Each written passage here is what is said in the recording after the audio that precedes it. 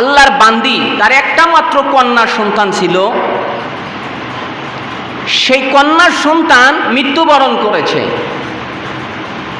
মৃত্যুবরণ করার পর সমাজের ভিতরে যে মহল্লার যে মসজিদের খতিব, তার কাছে গিয়েছেন, হুজুর আমার সন্তান মারা গিয়েছে, একটা মাত্র কন্যা সন্তান, তার চেহারা না দেখলে আমি থাকতে পারি না।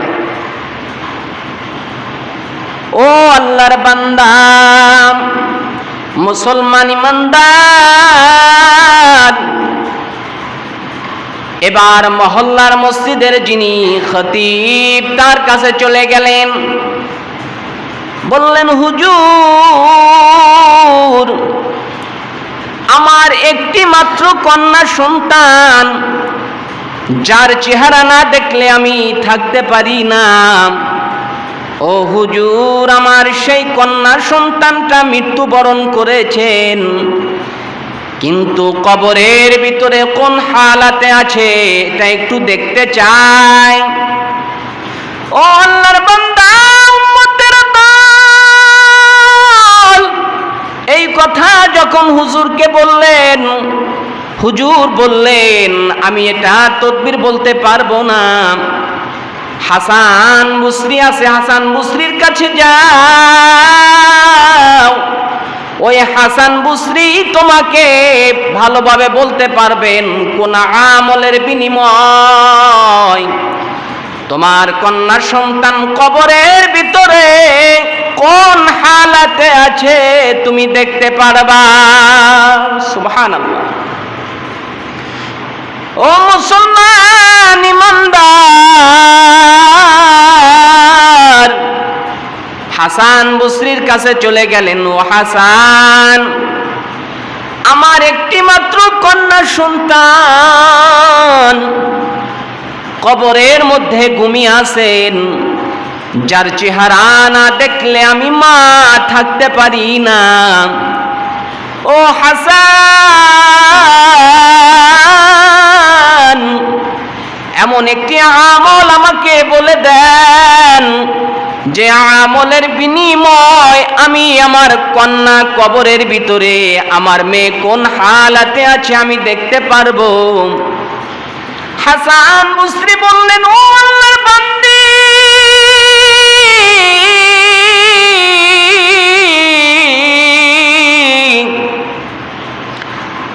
তোমার মেয়ে কবরের মধ্যে কোন হালতে আছে যদি তাকে দেখতে চাও, ঈশার নামাজ আদায় করে সূরাতুল ফাতিহার পরে আলাম নাশরা সূরা তেলাওয়াত করবা।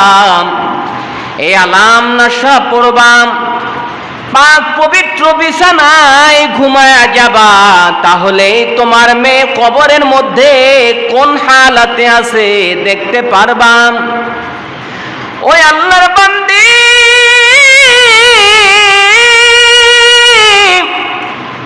বাড়িতে চলে আসলেন। হাসান বসরির কথা মতো তিনি আমল শুরু করলেন। স্বপ্নের মধ্যে দেখতেছেন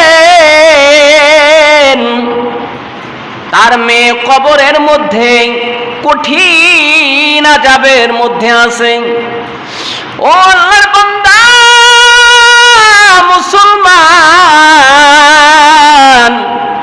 কবরের মধ্যে আগুন ধাউ ধাউ করে জ্বলতেছে। ঘুম থেকে সজাগ হয়ে এবার দু চোখের পানি দিয়ে বুকটা বাসায় দেয়। ডাকতে বলে, মালিক,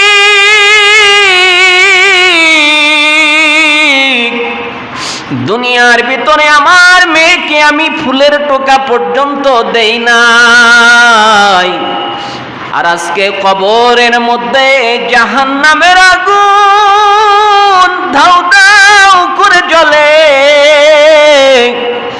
ও মালিক, কিভাবে আমার সন্তান কবরের মধ্যে আযাব থেকে রক্ষা পাবে? এবার আবার চলে গেলেন হাসান বসরির কাছে, বললেন, হাসান,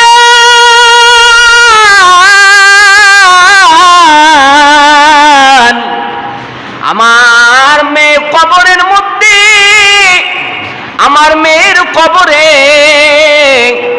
জাহান্নামের আগুন ধাউ ধাউ করে জ্বলতেছে। ও হাসান, এই জাহান্নামের আগুন থেকে কিভাবে আমি তাকে রক্ষা করতে পারবো? হাসান বসরি বললেন, ও আল্লাহর বান্দি, তোমার মেয়েকে যদি জাহান্নামের আগুন থেকে বাঁচাইতে চাও তাহলে আল্লাহ রাস্তায় দান করো। আল্লাহ রাস্তায় দান করলে তোমার মেয়ে যে কবরের মধ্যে আযাবরত অবস্থায় আছে, আল্লাহ রাব্বুল আলামিন কবরে আযাবকে মাফ করে দিয়ে জান্নাতে পৌঁছা দিবেন। ও পর্দার আড়ালের আম্মা জান, ও যুবক ভাইরা, ও বাবাজিরা, খেয়াল করেন তাহলে দান করলে কি হয়? যার বাবা মা কবরের মধ্যে শুয়ে আছে, কারণ তার আমলের দরওয়াজা বন্ধ হয়ে গেছে, সন্তান দুনিয়ার ভিতরে আছে। আল্লাহর হাবিব বলেছেন, যার বাবা মা কবরের মধ্যে শুয়ে শুয়ে কান্না করে, সন্তান দুনিয়ার ভিতরে যদি মা বাবার জন্য যদি দান করে, মসজিদে অথবা মাদ্রাসায়, এই যে মসজিদ বিশাল মসজিদ হইতেছে, যদি আপনার টাকায় যদি 5 বস্তা 10 বস্তা সিমেন্ট দেওয়া হয়, তারপর যদি ইট দেন অথবা যাই দেন, আপনি যদি এই মসজিদে দানের মধ্যে যদি শরীক হন, আল্লাহ রব্বুল আলামিন আপনার বাবা মার কবরের আযাব মাফ করে দিবেন। ওই আল্লাহর বান্দী ডাক দিয়ে বললেন, হাসান, ডাক দিয়ে বললেন, হাসান, আমি আল্লাহ রাস্তায় যদি দান করি তাহলে কি হবে? হাসান বসরি বললেন, যদি, ও আল্লাহর বান্দি, তুমি যদি আল্লাহ রাস্তায় দান করো, যেই মেয়ের কবরে জাহান্নামের আগুন দাউ দাউ করে জ্বলতেছে, আল্লাহ রব্বুল আলামিন তোমার মেয়ের কবরের আযাবকে মাফ করে দিবেন। সুবহানাল্লাহ। এই জন্যে যদি আল্লাহর বান্দা যদি আল্লাহ তাআলার জন্য পাগল হয়, তাহলে আল্লাহ তাআলা যে আমানত আপনাকে দিয়েছেন এটা আল্লাহ রাস্তায় খরচ করতে হবে। আশেক মাশুকের যে খবর এটা সে পাবে। আশেকু কা ক্যা মজা হ্যায়, মাশুক সে পুছিও, আশেকু কা ক্যা মজা হ্যায়, মাশুক সে পুছিও, শাহ মে ক্যা মজা হ্যায়, বুলবুল ও সে পুছিও। ও মুসলমান ইমানদার,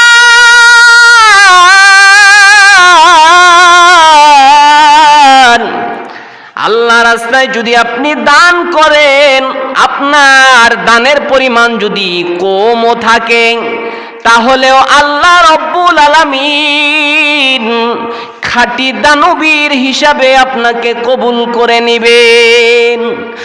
ও প্রাণের ভাই, এই টাকা পয়সা আল্লাহ রাসূল বলেছেন, আদ-দুনিয়া সিজনুল মুমিন ওয়া জান্নাতুল কাফির, এই দুনিয়া মুমিনদের জন্য জেলখানা স্বরূপ, আর যারা বেঈমান কাফের রয়েছে তাদের জন্য জান্নাত স্বরূপ। কারণ তারা ইচ্ছে করলে একটা অপরাধ করতে পারে, গুনাহ করতে পারে, আল্লাহ পাকের হুকুমের অবাধ্য সেকেন্ডের ভিতরে হতে পারে, কিন্তু যারা মুমিন তাদের অন্তঃকরণের ভিতরে আল্লাহ তাআলার মহব্বত আছে, রাসূলুল্লাহর মহব্বত আছে। তারা যদি গুনাহ করতেও চায়, তারপরেও আল্লাহ তাআলা তাকে আল্লাহ তাআলার কুদরতি হাতে হেফাজত করেন। বলেন সুবহানাল্লাহ। এই জন্য যারা আল্লাহ তাআলার মাহবুব বান্দা হবে, আল্লাহ তাআলা বলেন যে আমি ওই বান্দাকে আমার কুদরতি হাতে হেফাজত করি। সুবহানাল্লাহ, সুবহানাল্লাহ। আল্লাহ তাআলা বান্দাকে যে সম্পদ দিয়েছেন, ধন সম্পদ, এটা আমানত রেখেছেন। একজন বন্ধু অপর বন্ধুর কাছে যখন কিছু টাকা রাখে, বন্ধু আমি তোমার কাছে 50,000 টাকা অথবা 1,00,000 টাকা রাখলাম, আমার সময় মতো আমি নিয়ে নিব। এখন বন্ধু আপনার কাছে আমানত রাখলো, ওই বন্ধুর কাছে না শুনে যদি আপনি টাকাটা ভেঙে ফেলেন, তাহলে এটা আমানতের খেয়ানত হয়। কি হয়? আমানতের খেয়ানত হয়। এই জন্য আল্লাহ তাআলা আপনার কাছে আমানত রেখেছেন। আর আপনি যদি কোরআনের আইন যদি মানতেন, যে আল্লাহ তাআলা বলেন ফামান তাবিআ হুদায়া ফালা খাউফুন আলাইহিম ওয়ালা হুম ইয়াহজানুন।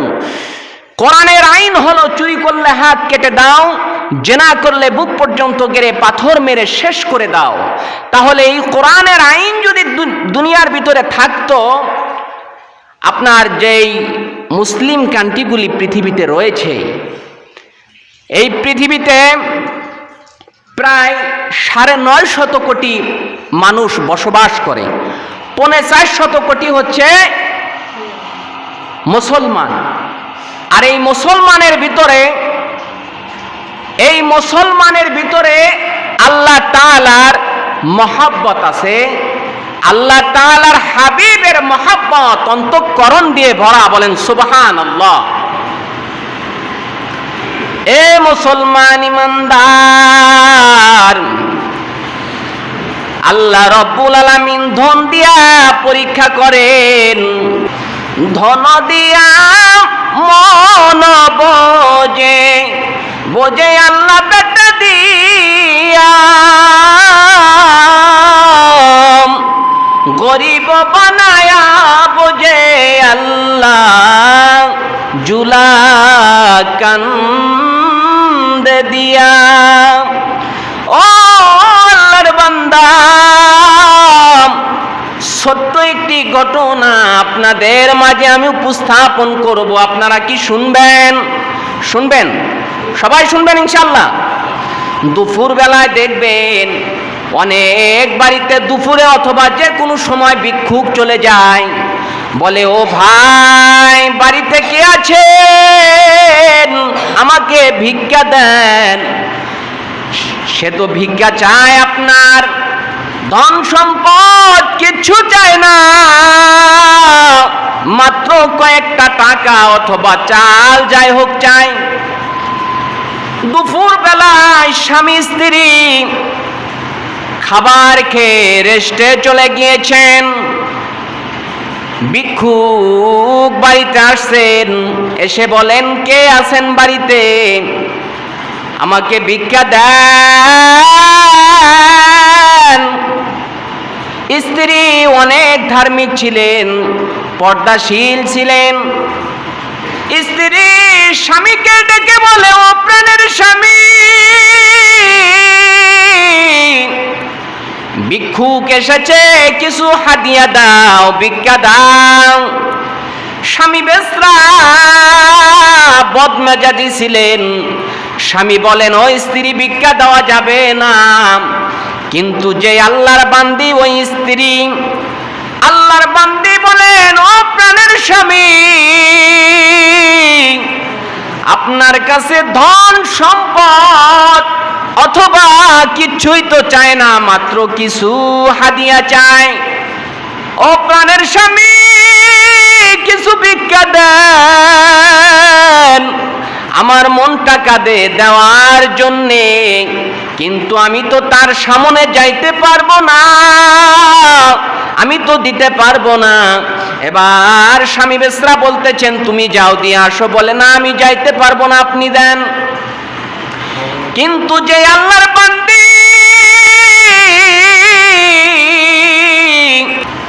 বদমেজাজি স্বামী স্ত্রীকে বলতেছেন যাও তুমি ভিক্ষা দাও, বলে আমি পারবো না, আপনি দেন।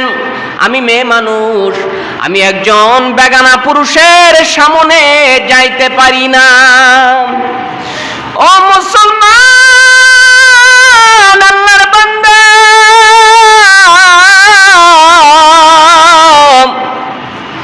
স্ত্রী দু চোখের পানি ছেড়ে দিলেন। এবার বারবার বলতেছেন খালি হাতে ফেরত দিতে নাই, দয়া করে মেহেরবানি করে ভিক্ষুকের হাতে কিছু দেন। স্বামী বেশ্রা বের হয়ে ভিক্ষুককে বকাবাজ্য করলেন, বিভিন্ন ভাষায় তাকে গালি দিলেন, ঘাট ধরে বের করে দিলেন।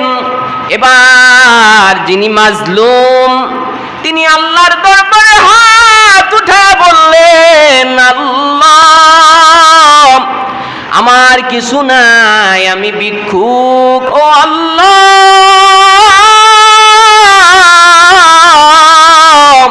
আমার কিচ্ছু চাওয়ার নাই, তবে তুমি এই বদমেজাজির মনটা ভালো করে দাও।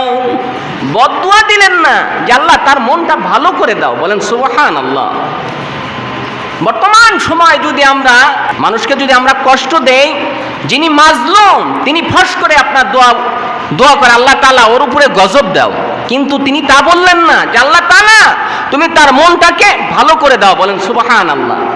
ও মুসলমান ইমানদার, এবার ভিক্ষুক আল্লাহর দরবারে হাত তুলে দোয়া করেন, আল্লাহ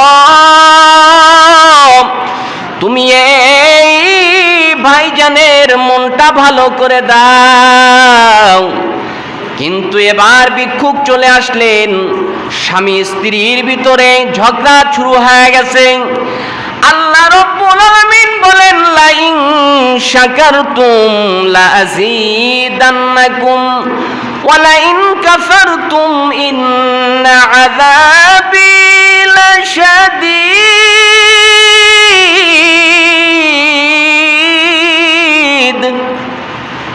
আল্লাহ তাআলা বললেন, আমি বান্দাকে নিয়ামত দেই, আর সেই নিয়ামত পেয়ে যদি আমি আল্লাহর শুকর আদায় না করে, আমি আল্লাহ তাআলা ওই বান্দার নিয়ামতকে ছিনিয়ে নেই।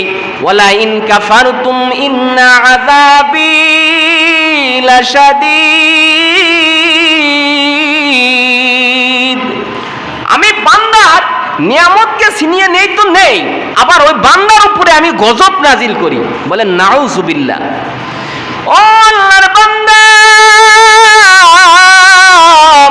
যেই ধার্মিক স্ত্রী স্বামীর জন্য নিয়ামত, কিন্তু স্ত্রীকে পেয়েও তিনি নিয়ামতের শুকর আদায় করলেন না, এবার স্ত্রীর সঙ্গে ঝগড়া শুরু হয়ে গেল। স্ত্রীকে বললেন, ও স্ত্রী আমার ঘরে তোমার খাবার নাই, তুমি চলে যাও তোমার বাপের বাড়ি। এবার পোটলা বেঁধে চলে গেলেন বাপের বাড়ি। বাবা মেয়ের চোখে পানি দেখে বললেন, ও মা কি হয়েছে তোমার? বললেন, আব্বাজান আপনি একজন আল্লাহর মাহবুব বান্দা, আমি আপনার কন্যা, আমি আপনার মেয়ে, আমি 5 ওয়াক্ত নামাজ পড়ি, আল্লাহর হুকুম আমি আদায় করি, আর আমার বাড়িতে একজন ভিক্ষুক এসেছেন, আমার স্বামী ভিক্ষা দেয় নাই, ভিক্ষা না দিয়ে ওই ভিক্ষুককে গালি দিয়েছে, বকা দিয়েছে, শুধু তাই না ওই ভিক্ষুককে গলা ধাক্কা দিয়ে বের করে দিয়েছে। এটার প্রতিবাদ করার জন্য ও আব্বাজান আমাকে আপনার মেয়ের জামাই তালাক পর্যন্ত দিয়ে দিয়েছেন। এবার বাড়িতে তিনি রয়ে গেলেন।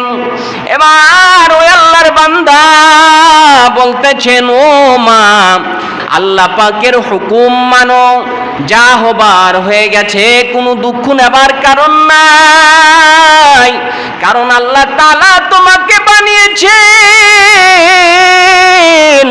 আল্লাহ তাআলার হুকুম যদি তুমি পালন করো, আল্লাহ রব্বুল আলামিন তোমার অন্তঃকরণের ভিতরে এক সময় শান্তি দিবেন, যেই শান্তি পেয়ে তুমি অনেক লাভবান হবে, ইহকাল এবং পরকালে তুমি ধন্য হয়ে যাবে। বলেন সুবহানাল্লাহ। যারা আল্লাহ পাকের মাহবুব বান্দা হবে তারা ইহকালেও শান্তি পাবে, পরকালেও শান্তি পাবে। দেখবেন হালাল যে খাবার আছে, হালাল খাবার যখন সামনে আসে, সে হালাল খাবার খেয়ে আপনি অন্তঃকরণের ভিতরে যত তৃপ্তি পাবেন, হারাম খাবার খেয়ে কিন্তু আপনার তৃপ্তি আসবে না। কারণ কি জানেন?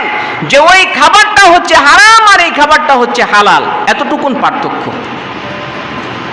ও আল্লাহর বান্দা, এবার ওই আল্লাহর বান্দি এমন পর্দা করেন, খাস পর্দা করেন, আর গোপনে গোপনে তিনি তাহাজ্জুদের নামাজ পড়ে আল্লাহর দরবারে দোয়া করেন, মালিক আমি প্রথম স্বামীকে ছেড়ে এসেছি, অথবা প্রথম স্বামী আমাকে ছেড়ে দিয়েছে, ও মালিক এমন স্বামী আমাকে মিলায়া দাও যেন স্বামীর সঙ্গে জান্নাতে বসবাস করতে পারি। সুবহানাল্লাহ। ও মুসলমান ইমানদার,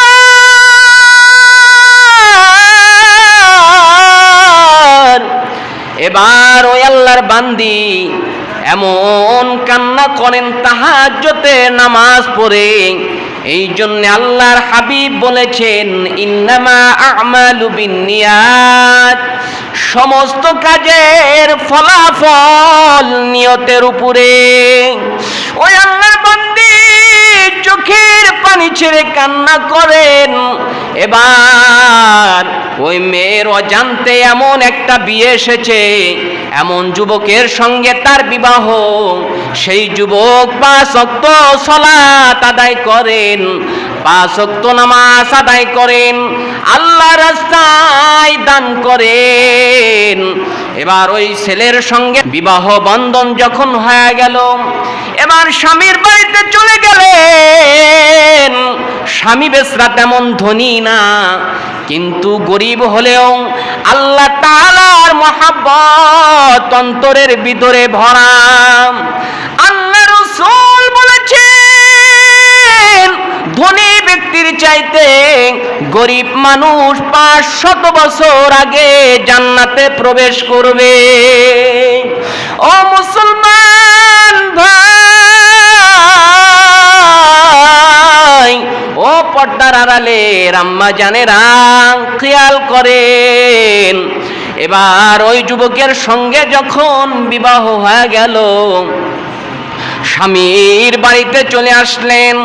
স্বামী বেচারা 5 ওয়াক্ত নামাজ পড়েন, নিজে খান, অপরকে খাওয়ানোর জন্য চেষ্টা করেন।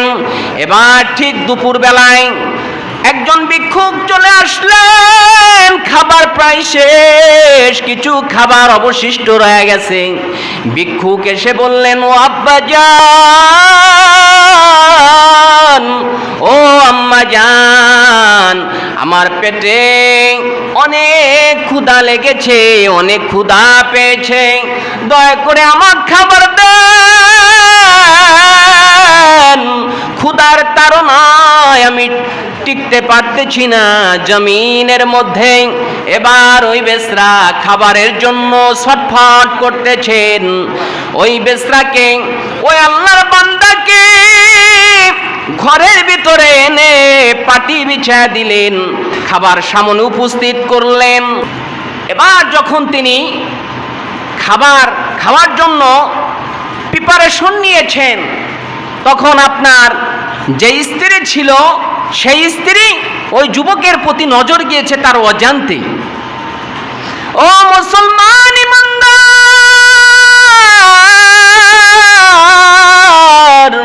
এবার ওই যুবকের দিকে যখন নজর গেলেন, নজর করে একবার তাকিয়ে দেখে তিনি কান্না করতেছেন, দু চোখের পানি দিয়া বুকটা ভাসায় দিলেন। এবার স্বামী দেখতে পেলেন স্ত্রী কান্না করে, বললেন ও স্ত্রী কেন কান্না করো? এবার স্ত্রী বলতেছেন, ও প্রাণের স্বামী আমার, আমি কান্না করতেছি এই জন্যে যে এই যুবককে খাইতে দিয়েছেন, যুবকের চেহারা দেখে আমার চোখ দুটি চলে যায়, মনে হচ্ছে এই যুবক আমার আগের স্বামী। সুবহানাল্লাহ।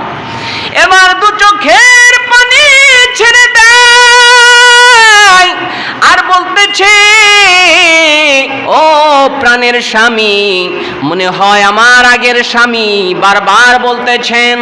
এবার স্বামী বেশ্রা বলতেছেন, ও প্রাণের স্ত্রী, তুমি যেটা বলতেছো সেটা সঠিক, অথবা যেই কথাটা তুমি বলতেছো সেই কথাটা সত্য, এটা তোমার আগের স্বামী। আল্লাহ তাআলা এবার দেখেন ধন দিয়া মন বোঝেন আল্লাহ বেটা দিয়া, এই জন্যে ধন দিয়েছেন।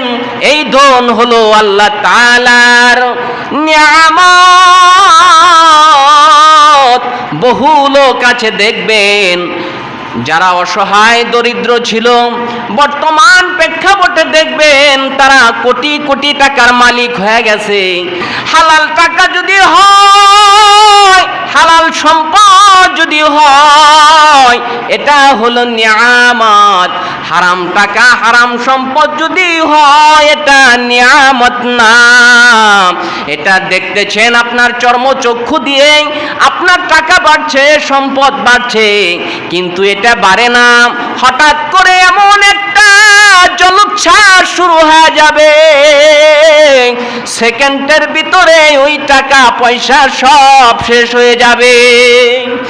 এই জন্যে দুনিয়ার ভিতরে আল্লাহ তাআলা যে নিয়ামত আপনাকে দিয়েছে, এই নিয়ামতের শুকর আদায় যদি না করেন, তাহলে আল্লাহ তাআলা আপনার নিয়ামতকে ছিনিয়ে নেবেন। এই জন্যে যদি কোনো কাজ করতে যান, অথবা বাজারে গেছেন কিছু ক্রয় করার জন্য, কিছু কিনতে গিয়েছেন, যদি আপনি বলেন ইনশাআল্লাহ, যদি কেউ আপনাকে জিজ্ঞেস করে ভাই কোথায় যাচ্ছেন, ওই কাজটা করতে যাচ্ছি ইনশাআল্লাহ, দোয়া করবেন। ইনশাআল্লাহ বললে আল্লাহ তাআলা বরকত দিবেন। তো এক বেশ্রা গরু কেনার জন্য বাজারে যাচ্ছে, তো এক লোকের সঙ্গে দেখা, বলতেছে ভাইজান কোথায় যাচ্ছেন? বলে বাজারে যাচ্ছি। কয় ইনশাআল্লাহ বলেন। কয় ইনশাআল্লাহ বলবো কেন? তো বাজারে কিসের জন্য যাচ্ছেন? বলো গরু কিনতে যাচ্ছি। কয় ইনশাআল্লাহ বলেন। কয় না ইনশাআল্লাহ বলবো না, পকেটে টাকা আছে, কিনবো। ইনশাআল্লাহ বলার কি আছে? এবার গেছে গরু কিনতে, বাজারের ভিতরে যখন গরু কিনতে গেছে, মাশাআল্লাহ টাকাটা চোরে নিয়ে গেছে। এবার তিনি তো পাগলের মতো হয়ে গেছে। রাস্তা দিয়ে আসার সময় আবার ওই বেশ্রার সঙ্গে দেখা, তো বললেন যে ভাই কি খবর? কয় ইনশাআল্লাহ চোরে টাকা নিয়ে গেছে। তাহলে ইনশাআল্লাহ আগে বলার দরকার ছিল, তাই না?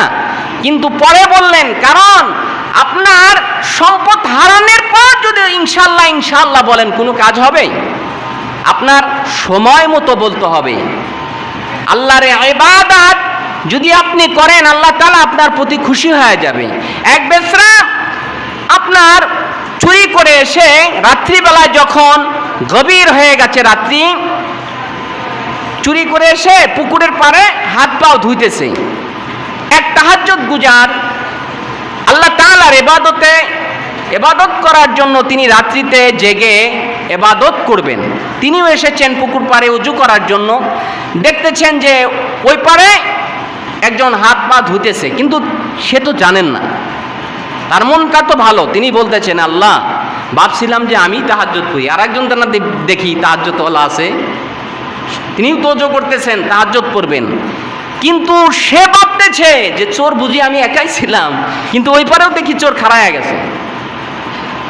এই জন্যে কথায় বলে না, চোরের মন পুলিশ পুলিশ। আমরা যদি নেক কাজ করি তাহলে আমাদের মন থাকবে ভালো।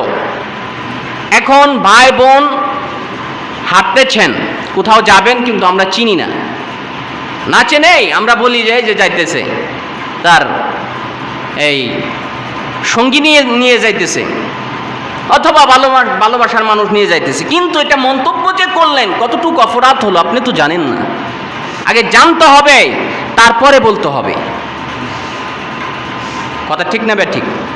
একজন বেশ্যা জেনা করেছে, একটা সাক্ষী হলে হবে না, কমপক্ষে 4 জন সাক্ষী লাগবে, তারপরে সে ওনার উপরে আল্লাহর আইন কার্যকর করতে পারবেন। নতবা আল্লাহর আইন তার উপরে কার্যকর করা যাবে না, সাক্ষী লাগবে, সঠিক তদন্ত করতে হবে। আর বর্তমান সময়ে আমরা মানুষকে অযথা একটা অপবাদ দিয়ে বসি, অথচ সেই লোকটা ভালো, কিন্তু এই যে অপবাদগুলো আমরা দেই, এটা জানতে হবে, বুঝতে হবে ইনি বক্র পথে হাঁটছেন না সরল পথে হাঁটছেন। এখন আল্লাহর রাস্তায় আমরা হাঁটছি, যারা এই যে তবলিগ জামাতে, যারা এই যে তবলিগে আসেন, তারা নিজের খেয়ে নিজের টাকা খরচ করে রাস্তায়, এই যে আল্লাহর রাস্তায় আসেন, মসজিদে আসেন, কিন্তু তাদের মনটা তো ভালো যে আমরা আল্লাহর রাস্তায় আসছি, খাবো, আল্লাহর রাস্তায় মানুষকে দাওয়াত দিব, সবের কাজ করব। কিন্তু অনেকে আবার এটাকে ঠাট্টা বিদ্রুপ করে, এই যাইছে খাইতে আসছে, বাড়িতে ভালো মন্দ খাইতে পারে না, এখানে এসে জুলামাতি খাবার, বহু লোক এরকম আছে না? কিন্তু যারা আল্লাহর রাস্তায় থাকে, সে যেভাবেই হোক আল্লাহ তাআলার রাস্তায় খেদমত করতেছে, এটাকে বাঁকা চোখে তাকানোর কোনো সুযোগ নাই। সে আল্লাহর রাস্তায় কাজ করতেছে, পারলে আপনি সহযোগিতা করেন, হেল্প করেন। এটাই হচ্ছে ইসলামের নীতি, একজন মুসলমান অপর মুসলমান ভাইকে সাহায্য করা। আর এখন বর্তমান যে সময়, একজন যদি গর্তের ভিতরে পড়ে থাকে, কবো যে যাই একটু মাটি দিয়ে আসি, গর্তে পড়ে মরুক, কোনো দরকার নাই।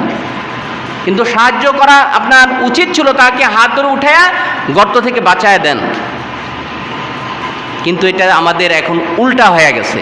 একজন মানুষ যদি সমাজের ভিতরে ভালো চলে, টাকা আছে, পয়সা আছে, ধনে বানে এক খাবারে একজন কিছু, অপর লোক দেখবেন তাকে দেখলেই শরীরে চুলকানি শুরু হয়ে যায়, তার এত টাকা আছে, তার পোলা 2টা আমেরিকা থাকে, ইটালি থাকে, ইউরোপ কান্ট্রিতে থাকে, টাকা পয়সার অভাব নাই। এটা দেখে যদি আপনি মনে মনে হিংসা করেন, তাহলে কি হবে? যে আল্লাহ তাআলা তাকে দিচ্ছে, আরো দিক, তখন আপনার বলতে হবে না আল্লাহ আমারে দাও, আল্লাহ তাআলা অটোমেটিক আপনাকে দিয়ে দিবেন। যারা আল্লাহ তাআলার রাস্তায় ভালো কাজ করবে, তাদেরকে আল্লাহ তাআলা বলেন, ইন্নাল্লাযীনা আমানু ওয়া আমিলুস সলিহাতি কানাত লাহুম জান্নাতুল ফিরদাউসি নুজুলা। জান্নাতের ভিতরে সর্বোৎকৃষ্ট জান্নাত হচ্ছে জান্নাতুল ফিরদাউস। তাহলে আল্লাহ তাআলার কাজ করলে জান্নাত পেয়ে যাবেন, জান্নাতুল ফিরদাউস। আর যদি জান্নাতি হতে চান কিন্তু নামাজ পড়বেন না, রোজা রাখবেন না, আল্লাহ তাআলার কাজ করবেন না, নামাজ ছাড়া কি জান্নাতি হওয়া যাবে? অনেকে চুপ করে থাকে, মনে হয় দৌড়ায় জান্নাতে যাব। জান্নাতে যাওয়া যাবে নামাজ ছাড়া? as-সালাতু মিফতাহুল জান্নাহ, নামাজ হচ্ছে বেহেশতের চাবি। এখন এই মসজিদের ভিতরে প্রবেশ করবেন, এই মসজিদের যে চাবি, তালার যে চাবি, সেটা হচ্ছে সভাপতির কাছে আছে। এখন এই চাবি ছাড়া যদি আমরা খুব চেষ্টা করি ঢোকার জন্য, ঢোকা যাবে? ঢোকা যাবে না। এই জন্য জান্নাতের ভিতরে ঢুকতে হলে জান্নাতের চাবি লাগবে, এই চাবি হচ্ছে সালাত। 2 মিনিটে একটা কথা শেষ করি, যে আপনার বাদশাহ হারুনুর রশিদ, তিনি বাগদাদের আপনার প্রেসিডেন্ট ছিলেন। বাদশাহ হারুনুর রশিদ আর তার স্ত্রী মালেকা জুবাইদা রাস্তা দিয়ে হাঁটতেছেন, একটা পাগল বাহলুল এই পাগল একটা যন্ত্র দিয়ে ওটা মানে গর্ত করতেছেন। তখন বাদশাহ হারুনুর রশিদ বললেন, বাহলুল তুমি কি করো? বলে জান্নাত বানাই। জান্নাত বানাও তো কি করবা? লোক থাকলে বিক্রি করব, বালাখানা বানাইতেছি, লোক পাইলেই বিক্রি করব। তখন বললেন যদি আমি কিনি? পরে বাদশাহ যদি আপনি কেনেন, আপনার কাছে বিক্রি করব, দাম কত? 1 আনা। বললেন যে পাগলে কয় নাকি, ছাগলে খায় নাকি, এই কথা বলে তিনি চলে গেলেন। তো তার স্ত্রী পিছনে আছে, বললেন যে কি করতেছেন? বলে বালাখানা বানাই। বালাখানা কি করবেন? বিক্রি করব, লোক পাইলেই বিক্রি করব। যদি আমি কিনি অবশ্যই বিক্রি করবো আপনার কাছে। বললেন যে কত? 1 আনা। জান্নাতটা কিনে নিলেন, বালাখানা নেওয়ার পরে তার স্বামী হারুনুর রশিদ ঘুমের ভিতরে স্বপ্ন দেখতেছেন যে বিশাল একটা বালাখানা, জান্নাতের ভিতরে একটা সুন্দর একটা ঘর, জান্নাত জান্নাতের ভিতরে সুন্দর একটা মানে জান্নাতের দরওয়াজার ভিতরে একটা নাম লেখা স্বর্ণাক্ষরে যে মালাইকা জুবাইদা। তখন সেই জান্নাতের দরওয়াজার সামনে সিকিউরিটি গার্ড আছে, তাকে বললেন যে আমি জান্নাতের ভিতরে প্রবেশ করব, তোমাকে একটু ঢুকতে দেন। বলে এই জান্নাত আপনার জন্য না, এটা হচ্ছে মালাইকা জুবাইদার জান্নাত, আপনি ঢুকবেন কি করে? তখন বললেন যে মালাইকা জুবাইদা তো আমার স্ত্রী। তখন যে গার্ড ছিল তিনি বললেন যে আপনার স্ত্রী দুনিয়াতে আছে, পরকালে নাই। কি বললেন? দুনিয়ার ভিতরে আপনার স্ত্রী আছে, পরকালে নাই। এবার তিনি চলে আসলেন, গতকালকের মতো আবারও তিনি দৌড়াচ্ছেন সে পাগলের কাছে যে জান্নাতটা কিনে নেই।